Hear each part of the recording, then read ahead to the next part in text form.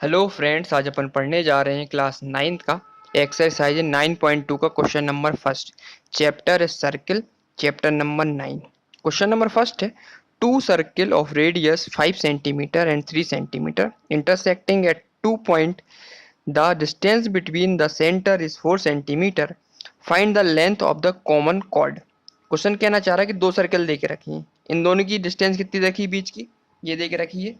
Zero से ओ से लेके ए तक की डिस्टेंस कितनी दिख रही है, 4 सेंटीमीटर। तो सबसे पहले अपन ये बनाएंगे, एक लाइन बनाएंगे। कितनी सेंटीमीटर की लाइन है, 4 सेंटीमीटर, जो कि डिस्टेंस दे के रखी है दोनों सर्कल के बीच की। ठीक है, पहले नंबर ये बना लेंगे। फिर क्या करेंगे अपन अपन को क्या करना, दो सर्कल बनाने, टू सर्कल जिसकी रेडियस कितनी दिख रही है, 5 सेंटीमीटर। तो पहला वाला पॉइंट ओ दे के रखा ना, यहाँ से अपन क्या करेंगे, 5 सेंटीमीटर का रेडियस लेके सर्कल ड्रॉ कर लेंगे। तो पहला सर्कल अपना ड्रॉ हो जाएगा। फिर दूसरा बोल रहा है कि दूसरा सर्कल कितना दिख रहा है, 3 सेंटीमीटर का। तो दूसरा एंड पॉइंट दिख रहा था अपन को, जो अपन ने लाइन ली थी। तो इस वाले पॉइंट पे रख के, पी वाले पॉइंट रख के अपन क्या करेंगे, 3 सेंटीमीटर का सर्कल बना लेंगे। तो अपना छोटा सर्कल ड्रॉ हो जाएगा। ठीक है। अब दोनों सर्कल जहाँ ये मीट करेंगे, ये वाला पॉइंट दिख रहा है उसको, ये वाला पॉइंट दिख रहा है मीट पॉइंट, और सेंटर वाला पॉइंट है। तीनों पॉइंट को अपन क्या करेंगे कि रे ड्रॉ कर देंगे ना, कॉर्ड बना देंगे इन तीनों के बीच, पॉइंट के बीच की। तो ए पी बी, ये क्या बन जाएगी, अपने को कॉर्ड मिल जाएगी। ठीक है, जितना इस क्वेश्चन में किया इतना तो अपन को सबसे पहले क्या है ना, कंस्ट्रक्ट कर लेना। पहले तो हमको लाइन खींचनी है, इसके बाद अपन को 5 सेंटीमीटर लेके अपन को क्या बनाना है, एक सर्कल बना लेना है एक एंड पॉइंट से। फिर दूसरा सर्कल 3 सेंटीमीटर लेके दूसरे एंड पॉइंट से सर्कल बना लेना है। फिर देखेंगे जो अपन को तीनों पॉइंट मीट कर रहे हैं ना, अपन देख रहे हैं अपन को ए पी बी, इसको अपन का स्ट्रेट लाइन बना देंगे यहाँ से। इसी को अपन क्या बोलेंगे, कॉमन कॉर्ड बोलेंगे। इसी की लेंथ अपन को फाइंड करनी है। ठीक है, और इसकी साथ साथ लेंथ कितनी दे के रखी, इसकी रेडियस कितनी दे के रखी तुम्हारी, ये ओ पी गिवन दे के रखी हुई ना, 4 सेंटीमीटर।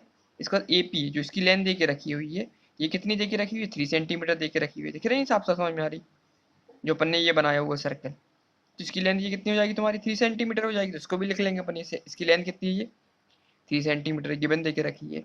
और साथ साथ ये दिख रही है अपन को रेडियस, ये भी तो इसकी रेडियस हो जाएगी बड़े वाले सर्कल की। तो ये कितनी हो जाएगी तुम्हारी, 5 सेंटीमीटर देखिए। तो इसको भी अपन मीट कर देते हैं। तो ये ओ से ए की डिस्टेंस कितनी हो जाएगी अपनी, ये इसको मीट करने के बाद ये हुई अपनी डिस्टेंस कितनी हुई, 5 सेंटीमीटर की। ठीक है, इसको मीट कर दिया अपन ने। तो ये डिस्टेंस निकल आई अपनी कितनी, 5 सेंटीमीटर की। तो ओ से ए की डिस्टेंस 5 सेंटीमीटर मिल गई। ओ से पी की डिस्टेंस 4 सेंटीमीटर दे के रखी है, और ए से पी की डिस्टेंस कितनी दे के, 3 सेंटीमीटर दे के रखी है। ठीक है, इतना तो अपन ने कर लिया। अब अपन क्या करेंगे, अपन को प्रूव क्या करना, अपन को जो ए बी दे के रखा ना, ये कॉमन कॉर्ड, इसकी वैल्यू अपन को फाइंड करनी है। ठीक है, तो स्टार्ट करेंगे अपन। सबसे पहले क्या करते हैं अपन, ये वाला ट्राइंगल ले लेते हैं। कौन सा ट्राइंगल दिख रहा है अपन को, ए ओ पी।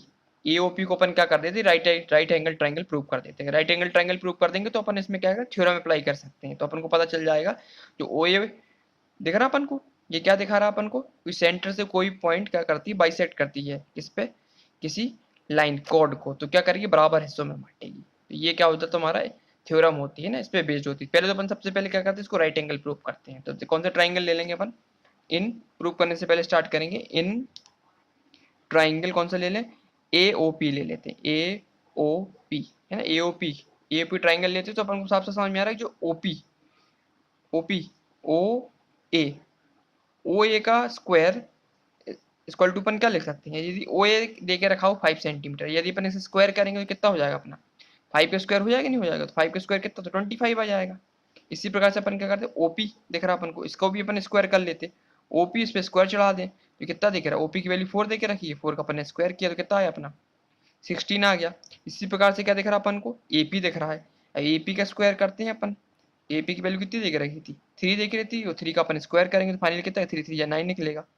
जब ओपी प्लस एपी का स्क्वायर, इन दोनों को अपन ऐड करेंगे तो कितना मिल जाएगा, 25 मिल रहा, नहीं मिल रहा, देखो एपी स्क्वायर भी 25 आ रहा, और OP square plus AP square दोनों को जोड़ने पे भी अपन को 25 मिल रहा, नहीं मिल रहा। तो अपन ने पढ़ा हुआ है एजम्पशन कि जब अपन ओ पी का स्क्वायर प्लस ए पी का स्क्वायर है ना, दोनों को अपन ने ऐड किया तो अपन को कितना मिला, 16 प्लस 9 इक्वल टू मिला कितना, 25 मिला, मिला नहीं मिला अपन ने।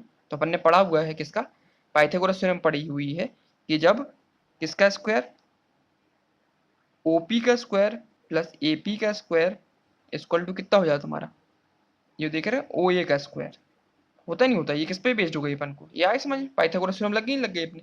ओपी का स्क्वायर का सम कितने बराबर होता तुम्हारा, इन दोनों का सम ओपी का स्क्वायर प्लस ओपी का स्क्वायर प्लस एपी का स्क्वायर है ना। इन तीनों जंक्शन को अपन क्या बोलते, राइट एंगल ट्राइंगल, ये तो होता है तुम्हारा राइट एंगल ट्राइंगल की क्या परिभाषा होती है अपनी ना, पाइथागोरस थ्योरम क्या कहलाती है, तो हाइपोटेनियस का स्क्वायर, इसके सामने वाला क्या होता है, बेस का स्क्वायर प्लस परपेंडिकुलर स्क्वायर। तो अपनी ये क्या बन गई, अपनी ये पाइथागोरस थ्योरम लग गई। तो इसमें लिख देंगे ये कैसा है अपना, इसमें लिख देंगे बाई कन्वर्स, बाई कन्वर्स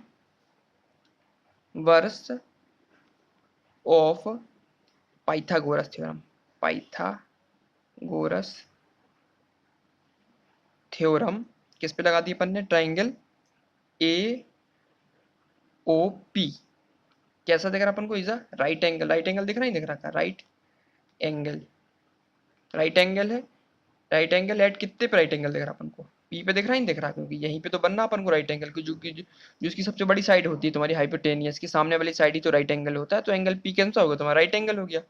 तो right angle at P, P पे राइट एंगल दिख रहा है अपन को, ठीक है। तो जंक्शन लिख देंगे। अब ये राइट एंगल बन गया अपन को, तो अपन ने एक थ्योरम पढ़ी हुई है, जो बिगर एंगल दिख रहा है अपन को, बिगर सर्कल, जो बिगर सर्कल से जो लाइन सेंटर से पास होगी वो किसी चौट कॉर्ड पे जाएगी, तो क्या करेगी, ये बराबर हिस्से में बांटेगी ना। ये लाइन कैसी जा रही है, परपेंडिकुलर जा रही है किस पे, पॉइंट ए बी पे। जब ये परपेंडिकुलर लाइन जाएगी किसी कॉर्ड पे, तो ये क्या करेगी, कॉमन कॉर्ड को बराबर हिस्सों में बांटेगी। बराबर हिस्सों में अगर ये ए पी है, तो ए पी बराबर क्या हो जाएगा तुम्हारा, पी बी हो जाएगा, या ए पी क्या हो जाएगा, आधा हो जाएगा किसका, 1/2 ए बी का।